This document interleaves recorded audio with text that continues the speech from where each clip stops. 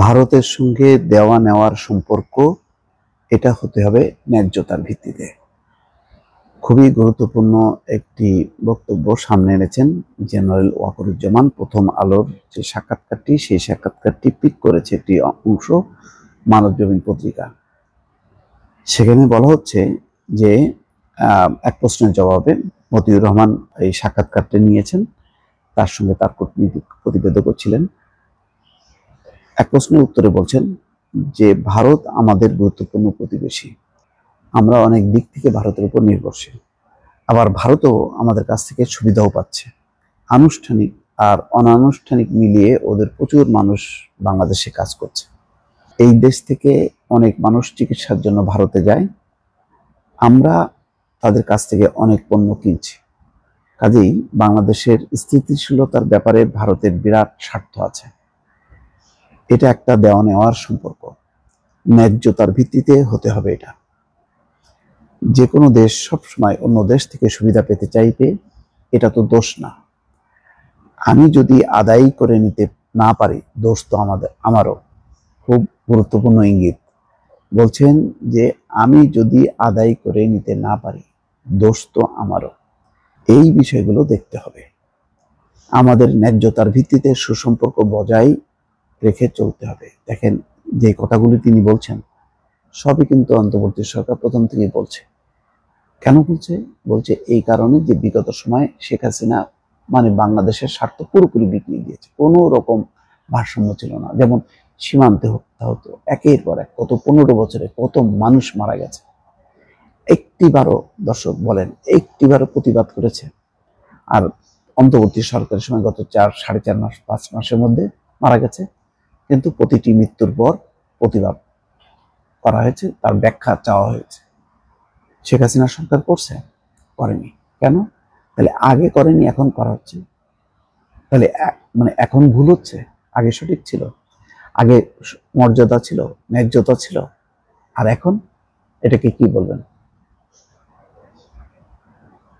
তো ভারতের সাথে সম্পর্কের ব্যাপারে এখন বাংলাদেশের অবস্থানটা কি? যে আমরা প্রতিবেশী সকল দেশের সঙ্গে।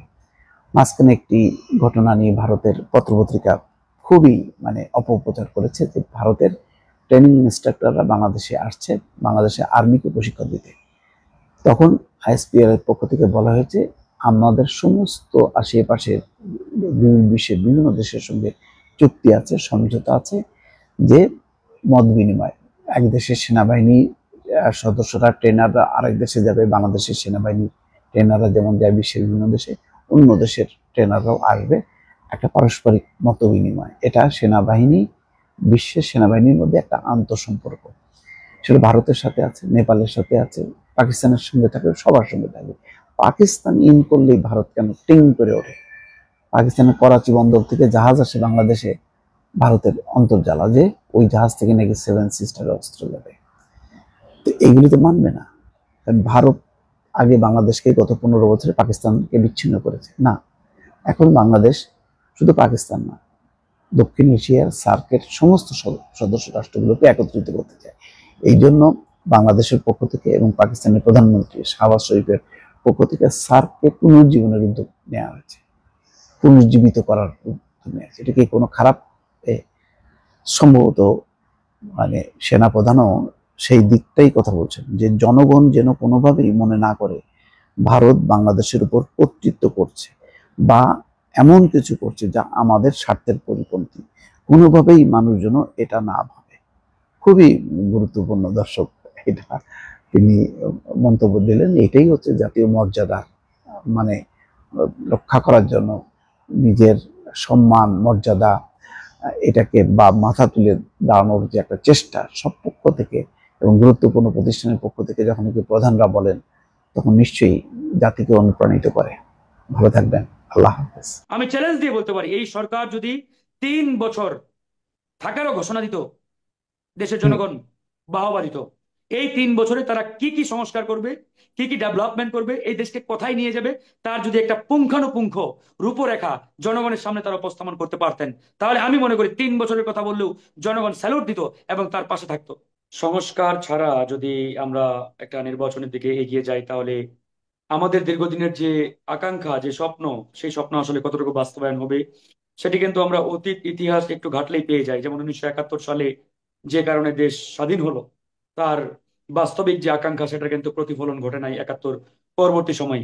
এরপরে 90 সালে এসে আরেকটি বড় ধরনের লড়াই আমাদের করতে হলো সেই ফ্যাসিস্ট এরশাদের বিরুদ্ধে।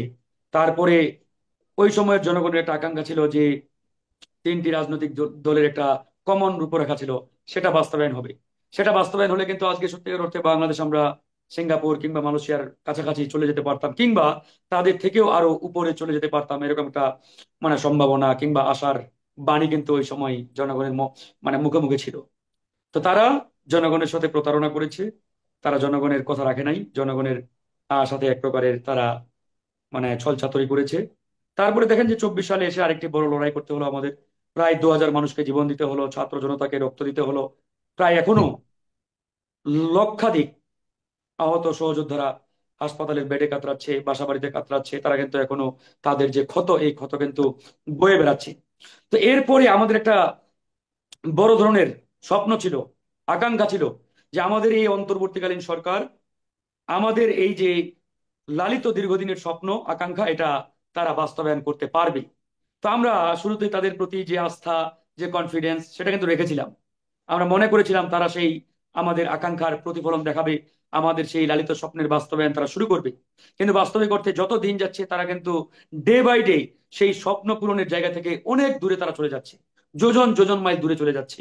আজকে দেখেন, বিপ্লবের 4 মাস হয়ে গেল, এই 4 মাসে আওয়ামী লীগের 2% খুনিদের গ্রেপ্তার করতে তারা পারে নাই। কেন পারে নাই? এই প্রশ্ন যদি আমরা করি, এই প্রশ্নের উত্তর এই সরকারের কাছে নেই।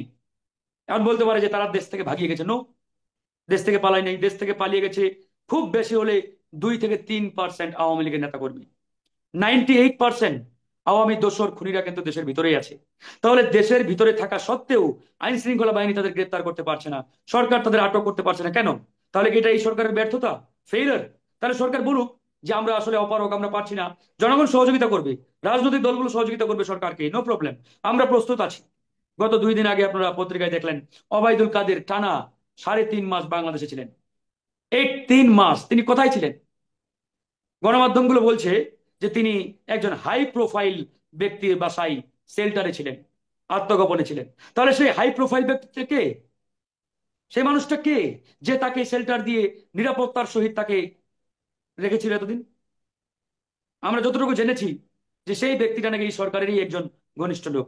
তাহলে এই যদি হয় অবস্থা, তাহলে অত্যন্ত ডেঞ্জারাস, বিপজ্জনক।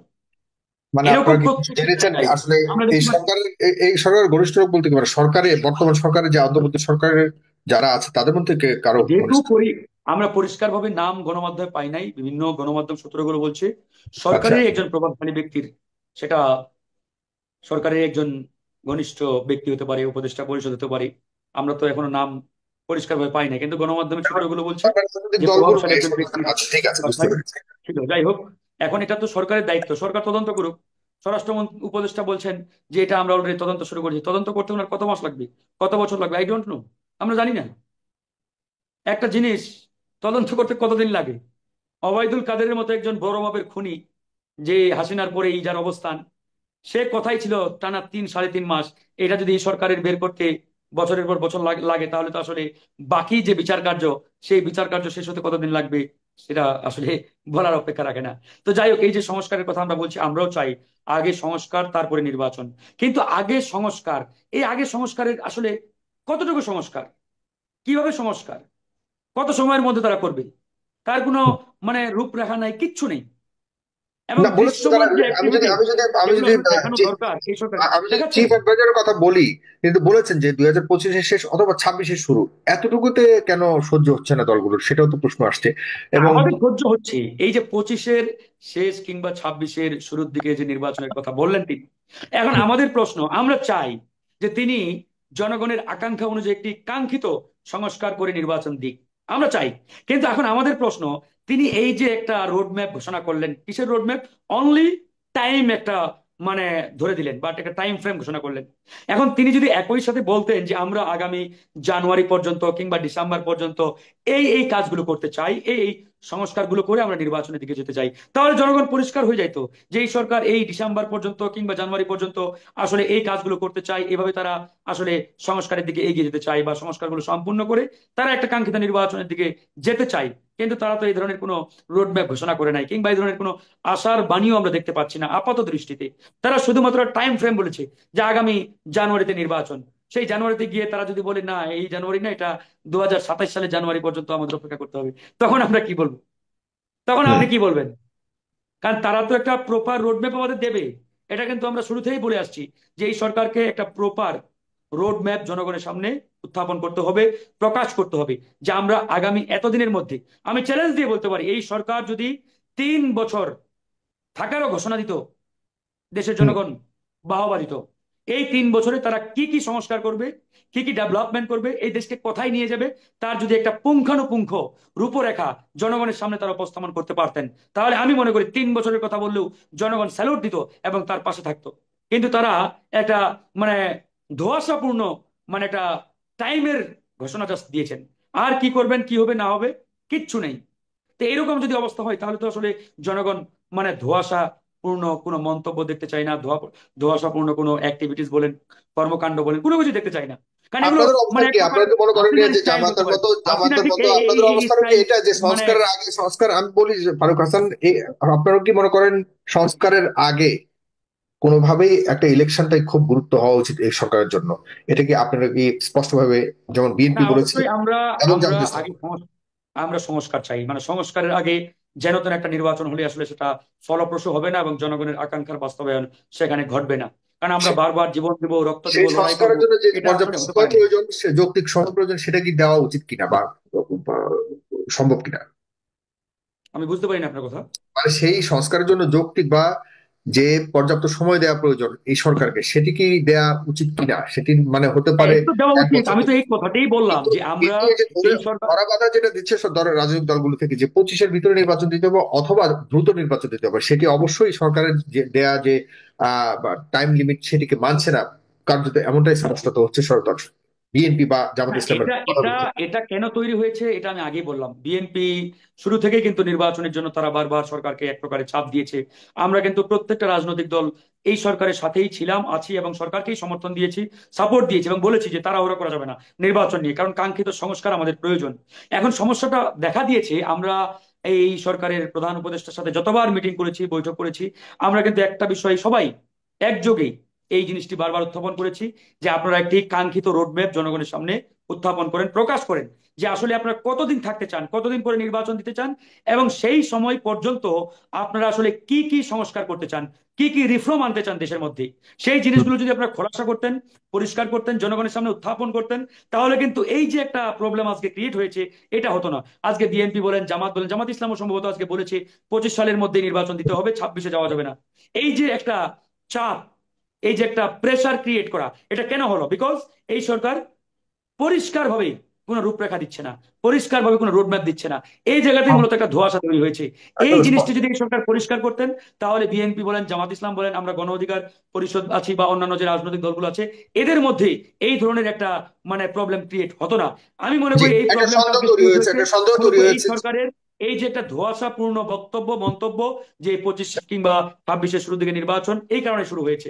আমরা বলতে চাই, আমরা সংস্কারের জন্য এই সরকারকে পর্যাপ্ত সময় দিতে চাই, কিন্তু এই পর্যাপ্ত সময়ের মধ্যে তারা কি কি করতে চাই, এই দেশকে কোথায় নিয়ে স্পষ্ট। যেতে চাই, তার একটা পুঙ্খানুপুঙ্খ ধন্যবাদ। রূপরেখা আমাদের দেখাতে ধন্যবাদ। হবে, দিতে হবে। অন্যথায় আমরা তো ধন্যবাদ। আসলে এই সরকারকে বলবো না যে আপনারা একদম আমৃত্যু চেয়ারে বসে থাকেন জি, জি, হাসিনার এটা মতো। স্পষ্ট এটা তো হতে স্পষ্ট পারে না, বুঝতে পেরেছি। যতটুকু এটা হতে সময় পারে তারা না। দিতে চায়, আপনারা চান যে তারা কি করতে চায় আগে এটা সেটা স্পষ্ট করুক, তারপরেই আপনারা মনে করেন যে পর্যাপ্ত সময় দিতে পারে, কারণ তাদের প্রয়োজন হবে। যত বেশি কাজ করবে তত সময় প্রয়োজন।